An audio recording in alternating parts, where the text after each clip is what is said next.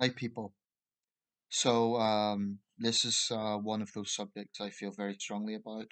In fact, it's fair to say, in terms of domestic issues, it's probably the issue I feel most strongly about. Um, and I don't really equivocate on this, you know. I I believe what I believe, and I stand up for it. And people can take it or leave it; they can agree with me or not. But basically, the issue I'm thinking of is crime, specifically antisocial behavior, because too often antisocial behavior is kind of dismissed as a petty offense. The truth of the matter is, antisocial behavior can ruin lives when it's persistent, when it's targeted. There was a case, I think it was in Birmingham not long ago, 76-year-old man, pensioner, hounded for a year in his own home by local teenagers.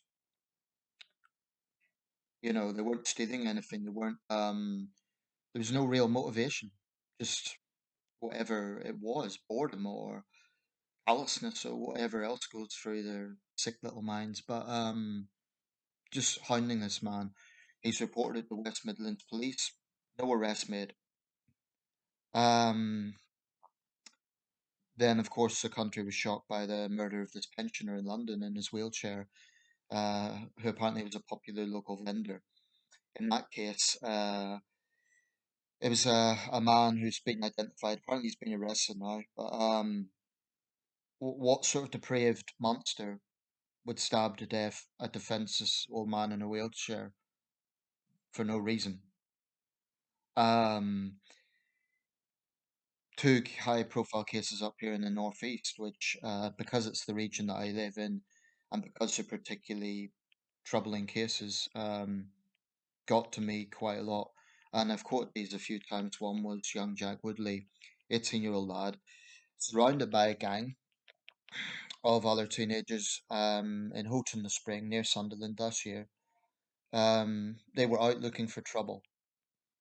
One of them killed him with a knife, but the others absolutely were complicit.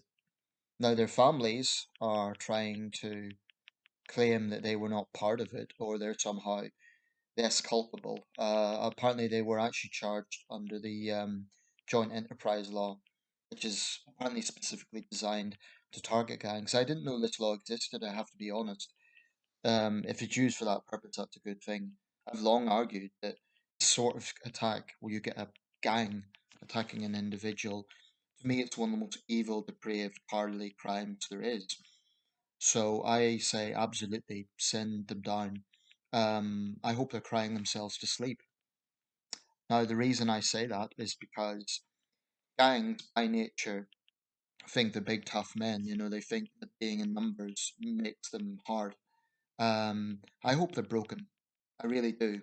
Because I honestly believe that with certain young offenders who are so arrogant and so entrenched in their sense of immunity, I think a dose of reality, breaking them down. Um, and by breaking them down, I'm not talking about taking them into a room and beating them up, but they need to get shock treatment, i.e., a long jail sentence. They've got 8 years. The ringleader, I think, got 17 years. But I think the overall picture is this country remains far, far too enabling and soft towards criminals, certainly compared to the United States. And I'm not saying the American system is perfect, far from it. The United States has serious problems. There's people in the US prison system that are non-violent, first-time drug offenses, things like that.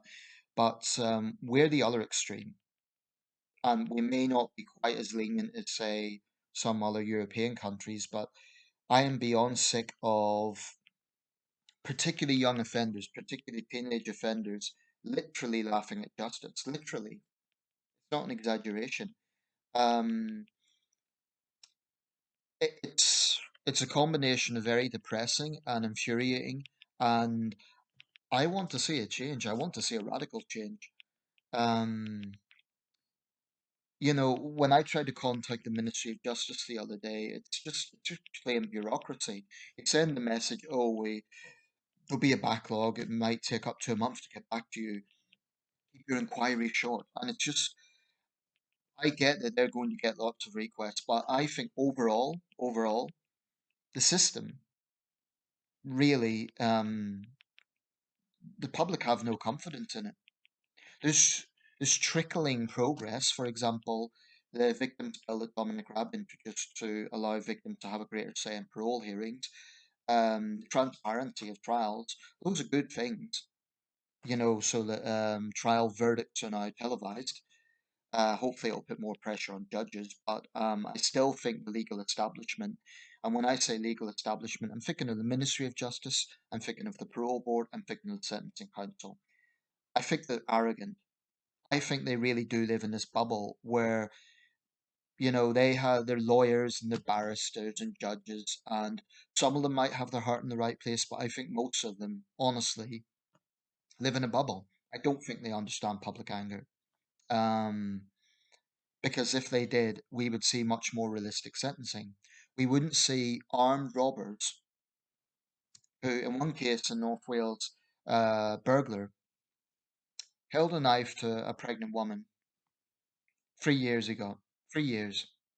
Now that should be a minimum of 15 years. You break into someone's place of safety, their sanctuary. You hold a knife to a pregnant woman. A piece of shit like that needs to get a minimum of 15 years. Um, and I think particularly with young offenders, the system's way too soft. It's enabling because even if they get a custodial sentence, it will be a lenient one. In many cases, they'll just get a community sentence. And the logic is, oh, but they still have a chance to change. Well, how about after the fact? How about after the fact that they've actually already committed the crime? You know, um, Giving offenders chances is all very well for genuinely petty offences. Maybe shoplifting, maybe some forms of vandalism. But when you get to the point of actually assaulting people, terrorizing people, that is a potentially dangerous criminal. And enabling them, treating them with kid gloves is not the answer. They need to be really put in a position where they fear justice. I want to see young offenders frightened of consequences. I mean, how many young fathers are going to be killed? I mentioned the Jack Woodley case in Houghton in the Spring, Cramlington, um, Danny Humble, young father killed by a teenage gang. Now, the sentencing hasn't happened yet. Apparently, it's going to be a significant sentence. I'll believe that when I see it. Judges, when they say this sort of thing, they're not really resonating with public opinion. What they're saying is, oh, by the standards that we have, it will be significant. Overall, it's a sense of powerlessness. I don't want to exaggerate. I'm not being hounded by gangs right now or anything like that, but I've been through it in the past and I know what it's like. And I went, me and my family were hounded by yobs for over a year, and it got very, very, well, let's just say it had a lasting impact, and it shaped my views on what I think about the subject. Another byproduct of this is I find myself having very little patience with those who call for leniency, predominantly on the liberal left of things. They tend to be, if they're not members of the Green Party, the Liberal Democrats, some members of the Labour Party, even the odd Tory. It's a misconception that every Tory is tough on crime. There's Tories that are soft on crime, but they're meant to be the party of law and order. Overall, I think the general public have no trust. And one of the reasons for that is because criminals are brazen. They don't fear the law. Now, a big part of that is empowering the police. But the police themselves, instead of policing Twitter feuds and taking the easy choice of, hounding people for saying something rude online, which, as far as I'm concerned, if it's a non-crime offence, the police shouldn't even be involved. Leave that to the social media companies, and that's a debate in of itself. But the police need to be prioritizing tackling criminals, and I know the counter there will be that they often do, but the police themselves cannot deny that there is a perception problem here, whereby chief superintendents prioritize the wrong thing too often, way too often. Um, so if we can't even trust the police to get tough on these people, then of course the police would say, well, there are cuts to our numbers. And I think the Tories are certainly partly to blame for that. But the overall picture is just it's bleak, and it's not necessarily a case of the statistics. I mean, the UK actually has a low homicide rate. It's more about it's not necessarily homicides. Homicides make the news, but it's more about this casual. It's things you don't hear about. It's drunk yobs yelling at strangers in the street. That's not going to make news, but it can mess up someone's day. It's these quality of life infractions, to borrow a term from the former New York Police Commissioner, I believe, coined that, Bill Bratton. Um, I just think we need to get a lot tougher. I honestly would favour, when it comes to young offenders, I would favour some sort of specific national service. I wouldn't, I wouldn't endorse collective targeting of young people. And I want to be very clear in all of this. When I'm talking about young offenders, I'm not stigmatizing all young people. Far from it. In fact, young people themselves are often the victims of young offenders. But I'm sick and tired of this softly, softly approach that we take. By all means, look at the root causes. By all means, you know, have rehabilitation after the fact, after punishment has occurred. But this notion that you have the crime and then straight to rehabilitation, there has to be consequences in the middle. Has to be, and they have to be tough consequences. So if a group of teenagers are hounding a pensioner for a year, they need to be behind bars. They need to really feel the weight of justice, not given a tap on the wrist and served with an ASBO or a community order that they will laugh at. I favour scared straight. In the United States, the Scared Straight program has had mixed results. So I say, let's look at the more successful aspects of it. Let's look at where it has gone right and avoid where it has gone wrong. And seriously, look at it. Why not? Why not? I mean, you get young offenders in this country who, notch up dozens and dozens and dozens of offences. They will assault a stranger, like that gang in Salisbury recently. I think I made a video specifically on that one. They'll assault a stranger, they'll laugh about it.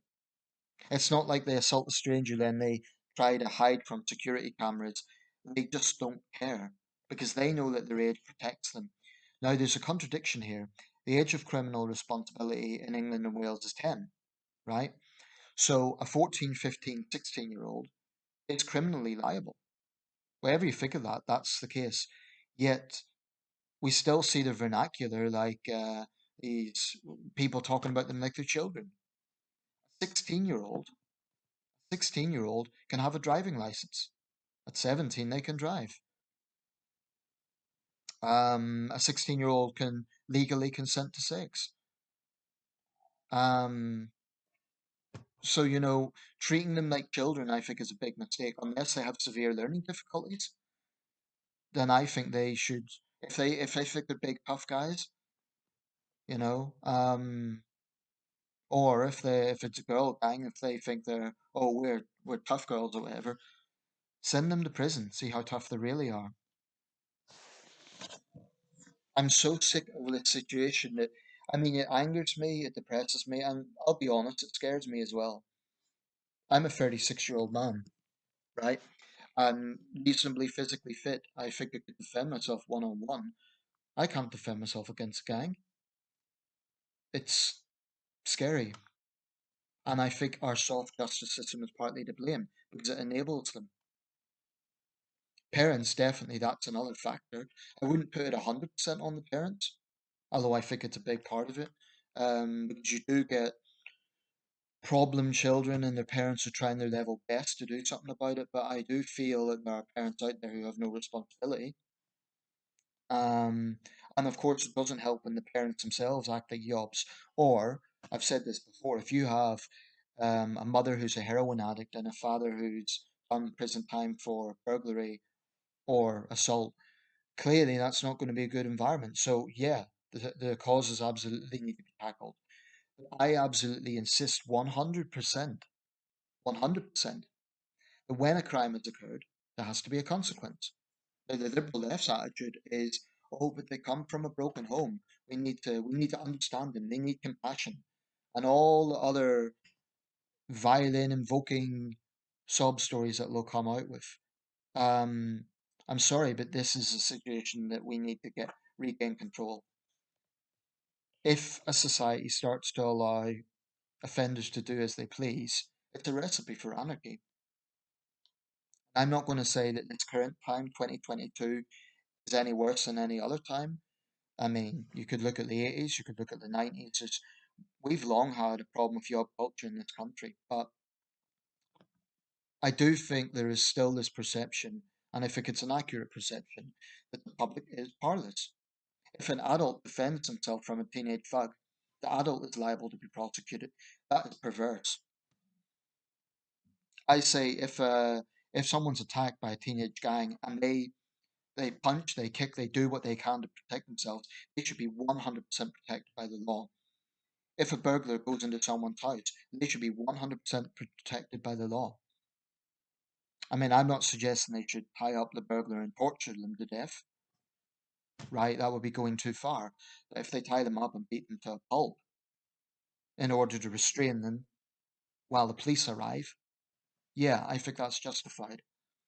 As far as I'm concerned, as soon as you cross someone's safety threshold, your rights go out the window, except for very basic things like not being killed unless well, even that's grey area because if the homeowner fears for their life and the burglar has a weapon, they may have to take lethal action. I mean, it's an awful position for anyone to be in, but I think that the law should protect people in those circumstances. If you bring a weapon into someone's house, you're intending to use it. Your rights go out the window. And I don't think any homeowner should be prosecuted for that. Anyway, uh, I'll never change on this because it's a matter of cast iron conviction. I hate people who terrorize society, and I hate the arguments that suggest that anything other than justice, i.e., punishment, is the right approach. Because, and by the way, I don't think you can have justice without punishment. I think it's people who say I believe in justice but I don't believe in punishment are utterly deluded. Utterly deluded. I've come across this attitude with liberal leftists who basically take the view, oh, I believe in justice. Yeah, but no, you don't. Because you want to close prisons and you want to give criminal thugs a tap on the wrist. So you don't believe in justice. You believe in enabling criminals. So, admittedly, I have a very short patience threshold with that sort of argument. They're entitled to their opinion. We live in a democracy, but it's a deluded and ridiculous opinion. It's an enabling opinion. It's a reckless opinion that will only serve to further disadvantage victims of crime. The Tories are meant to be the party that's tough on this, but other than some of the measures Dominic Raab's taken, you know, they've been in office for 12 years. They haven't done anywhere near enough, and it has to change. I accept that we'll never ever have a situation where there's no crime, but at least there has to be a situation where when a crime occurs, the criminal knows that they're going to face real justice. And I do think it's important that criminals fear the law. Now, give them due process, give them exercise, give them food, respect their human rights. Because we're a country that respects human rights, but you can respect human rights whilst being hardline on crime. I don't see a contradiction in that. And the human rights of victims have to come first. Absolutely. 100%. If there's cases of a miscarriage of justice or strong suspicion of a miscarriage of justice, then a trial should be reopened, but only where there is strong evidence of that. If new evidence emerges or there's serious question marks, because it does sometimes happen. But I think in this country, the system is skewed against victims. I really do believe that. I believe we're far too enabling of criminals. I think the parole board and the sentencing council are a disgrace. I don't think they live in the real world. I don't think they're accountable. Um, and I think they need a bit of shock treatment. I'm not talking about threats or violence or anything like that. I just think they need to face public pressure. That's all. Anyway, I'll get off my platform now. That's how I feel about it.